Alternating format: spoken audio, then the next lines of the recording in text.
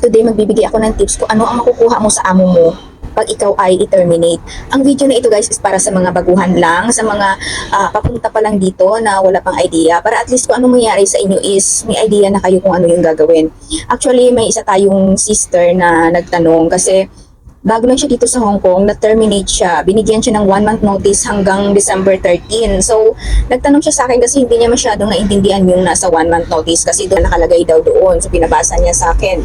So, ang purpose ng video na rin na ito ay para din sa kanya, sa sis natin. May hawak akong kontra kasi nagbasa ako guys para mas lalong clear yung mga karapatan natin, yung mga dapat nating makuha sa ating employer pag tayo ay na-terminate. So nakalagay dito guys na pag na-terminate tayo, kailangan tayong bigyan ng amo natin ng plane ticket. Kailangan niyang i-provide yung plane ticket natin galing Hong Kong papunta doon sa place of origin natin. So hindi, pag halimbawa lang binigyan ka ng hanggang Manila lang tapos sa province ka nakatira, kailangan humingi ka talaga ng ticket guys na connecting galing Hong Kong pa Manila, Manila to probinsya, halimbawa lang Jensan, Davao, yung ganon. Ang pagkakaalam ko mayroon na ngayong direct flight na pa-probinsya. Pero Iloilo pa lang yata ang alam ko. Number 2 is, kailangan ng among ibigay yung salary nyo hanggang doon sa araw ng pagka-terminate nyo. Halimbawa lang si sis hanggang sa 13 siya. Kailangan ni amo niyang bayaran yung sahod niya hanggang 13. So, isettle yun ng amo niya. So, kasi siya is binigyan siya ng 1 month notice. So, sahod niya lang yung matatanggap niya guys. Kasi may 1 month notice. Pero pag on the spot siya na terminate without notice, makakakuha siya guys ng salary niya at makakakuha pa siya ng 1 month's wages in lieu of notice. So, ibig sabihin, yung equivalent ng sahod niya sa isang buwan, yun yung makukuha niya sa amo niya. Hindi kasali yung makukuha niya pang sahod. May makukuha pa siyang sahod. Either party may terminate this contract by giving 1 month's notice in writing or 1 month's wages in lieu of notice. Number 3 is yung 100 food allowance. Ang nakalagay kasi dito sa contract, per day, 1 day lang naman yung biyahe natin, di ba, pag umuwi tayo. Maliban na lang doon sa mga connecting flight na di-delayed minsan, na abutan sila ng kinabukasan. So, yung mga amo is nagbibigay lang talaga yan sila na $100 na travel allowance. Number 4 guys is pag nakaabot kayo ng 1 year sa amo nyo, may makukuha kayong annual leave na 7 days. Hindi lang ako sure sa mga hindi nakaabot na 1 taon. Wala akong idea. Basta ang alam ko, 1 year, meron kayong 7 days na annual leave. 7 days na sahod yun guys, ang equivalent nun. Tulad ako noon na terminate ako, may 1 year ako natira na annual leave ko kasi yung 2 years inuwi ko na yon. So may panibago akong 1 year na contract bago ako na-terminate kasi nga lumipat na yung amo ko sa China nung time na yon.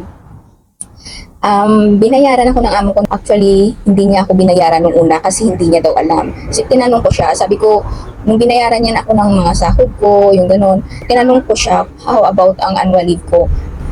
Natulala siya guys, hindi niya naisip siguro or sabi niya hindi niya daw alam. Buti na nung time na yon may friend siya doon na may helper dati. In-explain nung friend niya, tinanong niya. So yung friend niya na rin ang nag-explain kung magkano yung ibibigay niya sa akin. So nabigay sa akin. So kung hindi pala ako nagsabi, thank you yung annual leave ko. So dapat alam natin yon, alam niyo yun.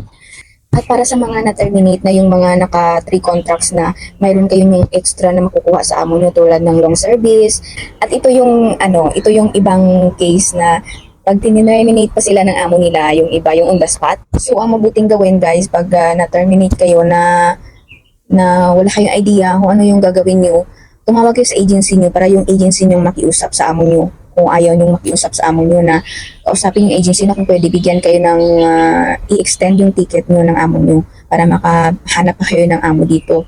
Yung amo naman, ikaw, pwede mo din naman kausapin yung amo mo na kung pwede, makiusap ka na i-extend yung ticket mo, baka makahanap ka pa ng ibang amo, ma-hire ka pa. So, depende yan sa'yo. Yung iba, tumatawag talaga ng agency nila. Yung agency nila ang makipag-usap sa amo. At saka yung agency din nila yung mag-explain kung ano yung makukuha nila sa kanilang amo.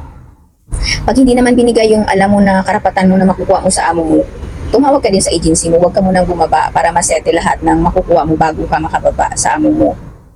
So yun lang yung ginagawa ng iba. Kasi pag tinerminate ka ng amo mo, ikakat na yung visa mo sa amo mo. So ang immigration ay nagbibigay ng 14 days pa na extend mo dito sa Hong Kong. So i-accommodate ka pa naman ng agency mo niyan, lalo na pag bagong dating ka na na-terminate agad. So kung hindi naman, pwede kang pumunta sa ibang agency. May mga ibang agency naman dito na nag-accept ng terminated. Pero ang tips ko dapat, kung pwede, medyo matagal kayo contact sa amo nyo para mayroon kayong experience na may share sa mga mag-interview sa inyo na kung swertehin naman kayo, may mga amo naman na magtatanggap ng kakarating lang na terminate agad. Pero kung pwede lang na, sana makaabot lang man kayo ng kahit na 6 months to 1 year. May mga naririnig naman ako na yung na-terminate na nakakuha ng amo, may na-terminate na umuwi kasi hindi, kasi kakarating lang nila, terminate agad, o wala pang isang buwan. May mga nakakakuha naman na siniswerte, paswerte-swerte lang talaga yan lahat. Pati pumunta dito, paswerte-swerte lang kung makakuha ka ng mabait na amo, kung magustuhan ka ng amo mo. So,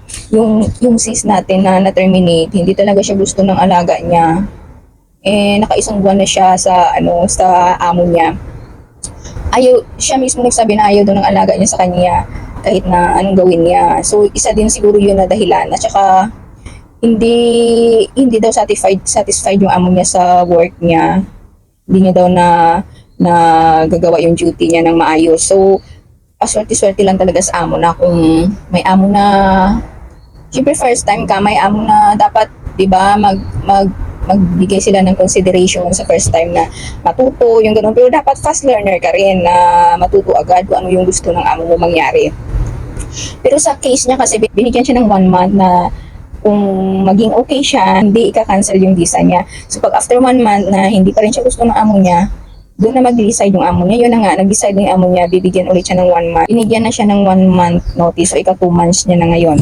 Maulan ngayon, medyo malamig na kasi pa-winter na. Malamig siya tuwing umuulan at saka pag yung medyo hapon na hanggang gabi, medyo malamig na siya sa labas. So yun lang, thank you for watching.